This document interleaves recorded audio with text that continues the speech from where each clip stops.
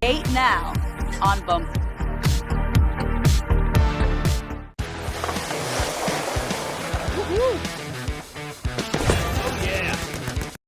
Were eliminated in pretty brutal fashion by the Devils. Then they go and win the President's Trophy this year, enter the playoffs, and are just having a magical run. Plus, you expect production from guys like Zibanejad, Kreider, and Artemi Panarin, of course, but for guys like Vincent Trocheck and Lafreniere to step up the way they have, Trocheck leads the team in points these playoffs, and him alongside Lafreniere lead the team in taunts after goals. You can understand why they're euphoric in Manhattan. And look, I know I spent a lot of time talking about Lafreniere. It's the Ranger I've talked the most about on this channel this year, and trust me, there are other Rangers that I want to and will talk about, but I can't just pass over what this guy did yesterday, man. It was ridiculous and it was filthy. So seeing Lafreniere go backhand top shelf is nothing new. He won a game earlier this year with that shot, but man, there's a huge difference between doing it in a shootout in November against Columbus versus executing it perfectly in-game against a goalie who came into this one pretty hot in the Eastern Conference Final, where your team is trailing in the game and they pretty much need this to go in. What a time to pull off one of the filthiest finishes of these playoffs. Now, if it was just that play, I probably wouldn't be making an entire video about it, but it's the fact that he one-upped himself in the same game. Jumped to deep into the second period, and he gets the puck inside his own blue line, goes around Luostarinen and gets inside the offensive zone, and as soon as he enters, you can see for a split second he kind of thinks about it, okay, what am I going to do here? He loads up for a shot, and this defenseman bites harder than Luis Suarez in the 2014 World Cup, and this is my favorite part of the play. He doesn't go around the defenseman with the toe drag, he puts it under his stick. That's the filthiest part about this to me, because he clears the stick by literally a couple centimeters, if that. Then the finish, as if it could be anything else, a backhander. Man, when I said coming into the playoffs that I was interested to see how much of a contributor Lafreniere could be, I had an idea that he could maybe be a good postseason contributor after the season he had, but third on the team in points, and with some of the absolutely massive goals he scored, he's completely Usain Bolted past my expectations these playoffs. And I have a feeling some people are going to say, well, he's a first overall pick, you should be expecting this. And I guess that's fair, but as Rangers fans know, and hockey fans who follow this guy since he's been in the league, it didn't always look like it was going to be the case. So for him to go out and score two of the filthiest goals of the entire playoffs in the same game, and yes, neither of them were the game winner, but those two plays from Lafreniere were paramount in helping the Rangers get a 2-1 series lead. And on the Florida side of things, it's definitely going differently than the 4-0 sweep last year in the Eastern Conference Final, but I think this team in this series has a lot of hockey left. It's just so back and forth and it's so tight. I think this one's going 7, or at the very least 6. As usual, give me your thoughts in the comments on this series, on Lafreniere, also on the Trouba play again.